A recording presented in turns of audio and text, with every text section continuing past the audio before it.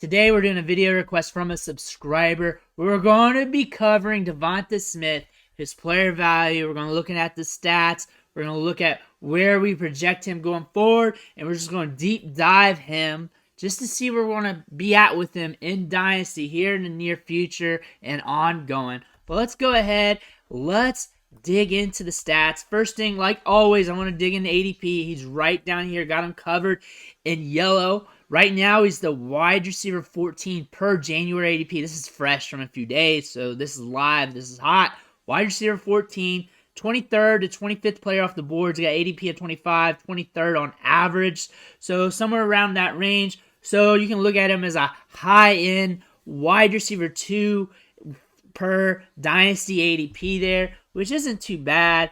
Then we go here to his player profile page on DLF. So, born in November of 98, he's 24 years old. He's going to be 24 years old most of next season, so still young, still a younger prospect. But really want to look here at his ADP value charts. Notice the spike recently, which is due. He had a big season. He's a younger wide receiver prospect. That's something to look into. Look from the rise up from June, July, August, and September here. Big rise up. So how I read this is that since he pretty much broke out this year, had his big season, he's going to hover around this range in value. This is probably where he's going to be at, somewhere around here. You know, you're going to have your natural ebbs and flows. That's going to happen.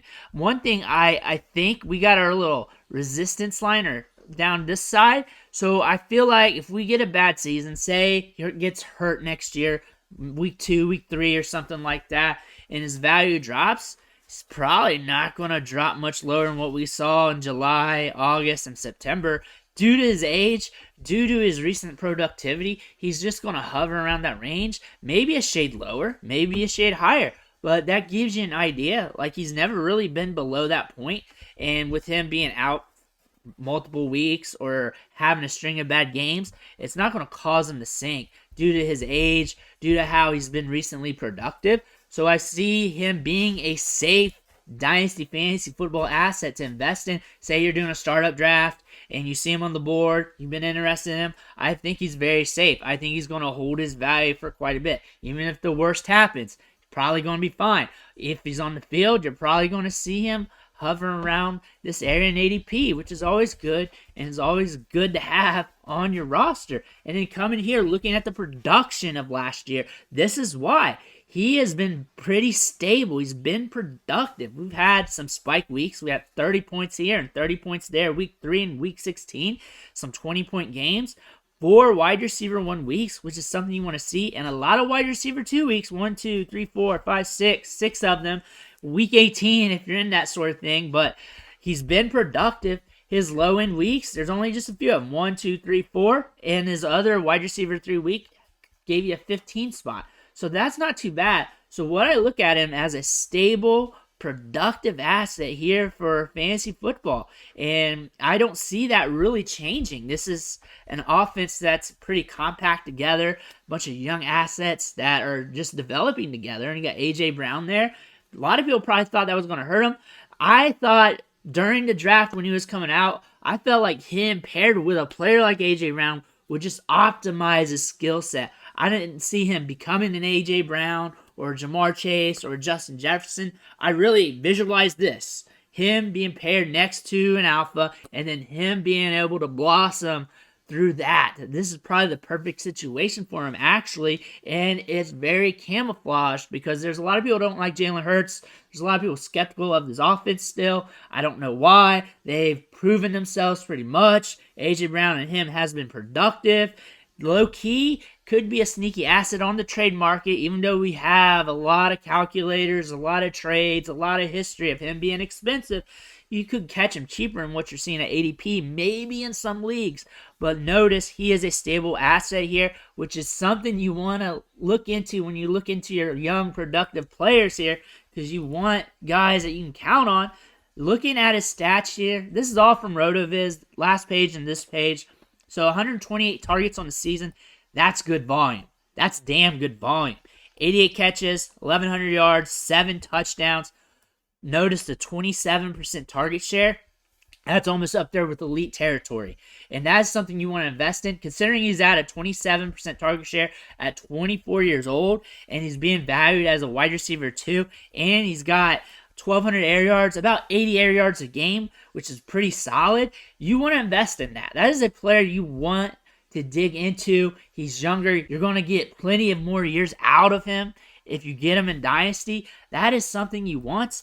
I don't see him as a buy in trades unless you really get creative, because I feel like if he's on your roster, you want him on your roster. 31% share of the passing air yards. This guy has been getting a lot of workload. He has been getting a lot of opportunities, and this is why he's been giving you stable production week in and week out.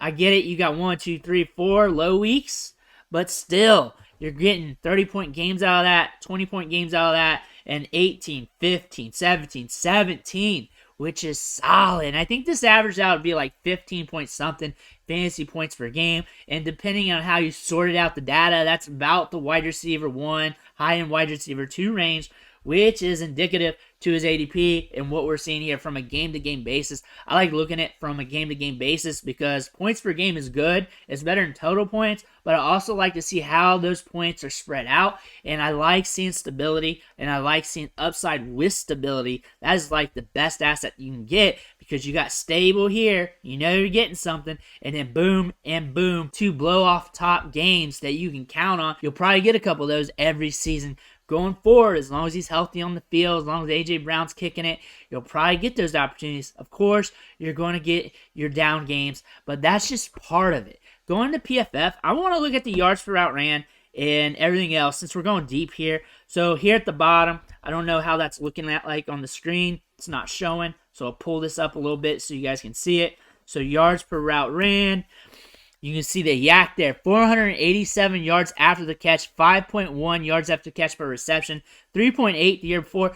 He's not winning on the yak. He's winning on volume, and then he's also getting a decent amount of air yards per game. So that's still good. You know how he's winning on the field. He doesn't have to lean in on that. That's all right. And then his yards per route run, 1.98. It's good. It's all right. It's not exceptional. It's not like 4 or 3 point something or 2 point something. But 1.98 is all right. 1.86 on his career. But honestly, he's winning with good workload here. He's getting air yards. He's getting targets. As long as he's getting like a 25 to 30% target share, I think you're going to be in the money. And looking at his splits with Goddard in, they're about the same. So with Goddard even out, it doesn't even matter. It's very comparable when it looks at the volume and stuff. I should have had that brought up. But the stats are looking good here. 27% target share, about 80 air yards per game. You gotta be loving that for the long term. Now looking at KeepTradeCut.com, and we are looking at his player value on here, and it's very comparable to Dynasty League Football's ADP. Looking here though, value-wise, positional ranks probably the easiest way to see it. So he's being valued around wide receiver 14, wide receiver 12 here recently, which is solid. He's up from like the 20 range, 22, 23-ish, which is cool. And then over early season, he's wide receiver 34-ish. This gives you another comparison for how you could value him. So this is probably where he's going to be at most of the time over the next few years. If the worst happens, probably down here during this divot. That's probably where you're going to see him go. Maybe a little lower, maybe a little higher, but that's probably going to be the resistance area, the support line, and you're going to see your resistance up top here around wide receiver 12, 13, 14 range. So that is something to be interested in when you're looking at a player like this. Right now, since he's younger, he's 24 years old, you got a lot of time with him. You got some years going forward, some adjacent assets if you're looking to make some deals. Early first, Kyle Pitts, Dak Prescott, Stephon Diggs, Drake London, Mark Andrews. Wide receivers that are adjacent to him per this list: DK Metcalf, Stephon Diggs, Drake London, Cooper Kupp, Chris Olave. So if you wanted to pivot, those are some options. Again, I would be creative with it. Look at what the other managers want or what you want to do. But honestly, I feel like he's a safe guy to have on your team for a little bit. I think he's a good asset. And here, looking back at these numbers, this is pretty stable. This is what you want out of your young wide receivers. You want consistent production, and you want those blow-off top weeks. We got those in week 3 and week 16. What you really want. 27% target share and a lot of volume and air yards, and it was consistent as well. Looking here, looking at the targets per game, you'll like what you'll see when this pops up, because consistency, especially in the back half of the year, you're looking at 8, 9, 9, 8, 8, 8, 12, 13, 8. So more than 5 targets per game, more than 6, more than 7. And then even when things were volatile in the beginning of the season, you still had some top-end weeks. You had 7, 12, 11. So when he's getting volume, he's getting production. I don't see why he wouldn't get volume, considering you got volume from week 11 all the way to week 18. So I could see that being consistent going forward to the years to come. It's a younger wide receiver. This is year 2 with him being in the league. We got a young quarterback. We had a new wide receiver coming to the offense. Things are starting to stabilize here in his career. We're starting to see what he is. We're seeing a top-tier wide receiver, too, that can give you some blow-off top weeks, which is something you want.